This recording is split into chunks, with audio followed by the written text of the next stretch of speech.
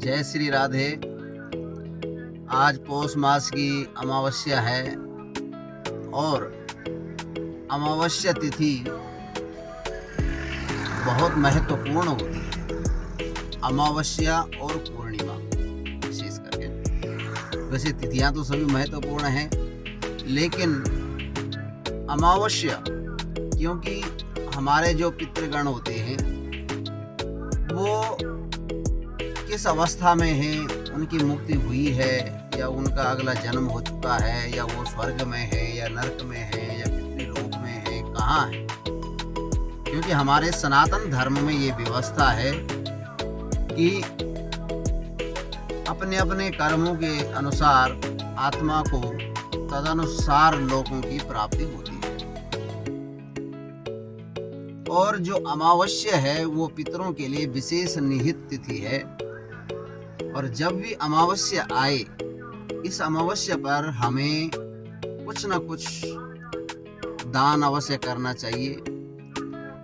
और कई लोग ऐसे हैं कि जो दान नहीं कर सकते हैं, चाहते हुए भी दान नहीं कर सकते। तो उन लोगों के लिए वो क्या कर सकते हैं, क्योंकि अमावस्या जो है, अमावस्या पर ब्राह्मणों को भोजन कराना या गाय को चारा खिलाना। लेकिन जो लोग ये सब अच्छे ढंग से नहीं कर पाते हैं, कई अनेक अलग अलग परिस्थितियां होती हैं सबकी, तो ऐसे अवस्था में मैंने एक विशेष साधन समझा है।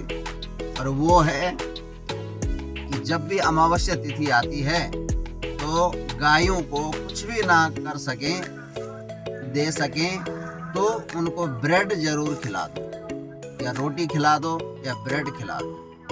अब कहीं भी आप मार्केट में हैं, गाय दिखे तो ब्रेड खिला दो। तो ये यहाँ पर मैंने गाय देखी और आज पौष मास की अमावस्या है। तो और मेरी दादी जी का जो है निधन इसी पौष मास में हुआ था। तो आज मुझे ध्यान आया, तो अरे मैंने कहा गाय भी दिख गई, पौष मास की अमावस्या भी है, तो चलो गाय माता को कुछ ब्रेड ही खरीद के खिला देते हैं। और क्या कर सकते हैं, अपना जो भी इस समय परिस्थिति के अनुसार, समय के अनुसार। तो ये मैंने तो इसी प्रकार से वीडियो में ये चीज़ बताने का मेरा उद्देश्य ये है कि इन चीज़ों से हमारे जो सनातनीय जनता है, जो बहुत व्यस्त है और अनेक अलग अलग कार्यों में उनको समय नहीं मिलता है, तो वो ऐसा भी कर सकते हैं। तो वैसे तो अमावस्या है, एकादशी है, पूर्णिमा है, कोई विशेष तिथि पर आप ये कार्य कर सकते हैं कि गायों को कुछ न कुछ खिला दो। अब विशेष करके क्या है कि गाय माता हमारे सनातन धर्म में बड़े दिव्य मानी गई है। गौ माता है ना, गावो विशुष्य मातरम है ना, गौ में सभी देवी देवताओं का निवास माना गया है। लेकिन अब ये कलयुग है और इसमें लोग कुत्तों का तो बहुत सेवा करने लगे हैं। हालांकि हम कुत्तों की सेवा का विरोध नहीं करते हैं, लेकिन कुत्तों की सेवा भी करो, लेकिन वह हर चीज़ की एक सीमा है, वो दायरा है।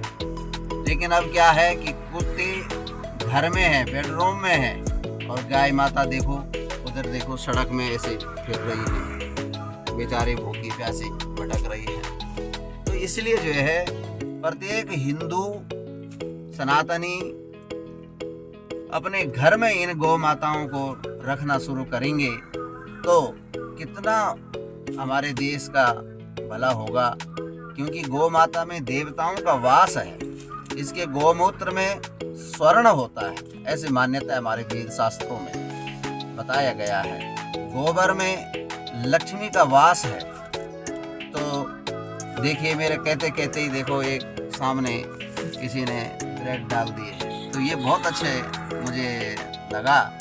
तो इसलिए जो है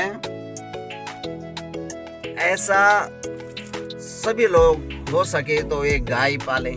लाख लाख 1.5 लाख के कुत्ते पाल सकते हैं, तो क्या 20-50 हज़ार की गाय नहीं पाल सकते? तो तो बस सिर्फ ये है कि दृढ़ इच्छा शक्ति की है, धारणा शक्ति की है। तो इसी भाव से जहाँ जिस घर में गौ माता वास करती है, उस घर में कोई वास्तु दोष नहीं होता है, कोई वहाँ नकारात्मकता नहीं होती है, कोई वहाँ भूत प्रेत अन्य उपद्रव नेगेटिव शक्तियाँ नहीं जा सकती है। वहाँ सुख शांति होगी, लक्ष्मी का वास होगा। लक्ष्मी गोबर में कहते हैं लक्ष्मी का वास माना गया है।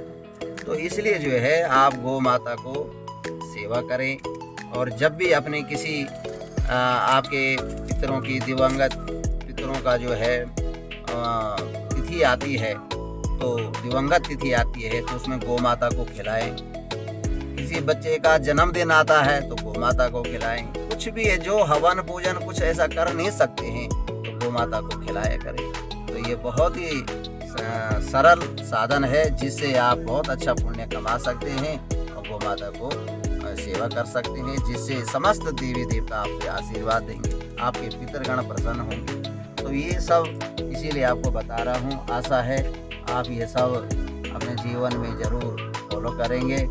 और अगर आपको ये हमारी बातें अच्छी लगी हैं तो आप हमारे इस चैनल को सब्सक्राइब और लाइक शेयर ज़रूर करें, जिससे उन औरों को भी यह जानकारी प्राप्त हो। इसी के साथ में जय गौ माता, जय श्री राम, धन्यवाद।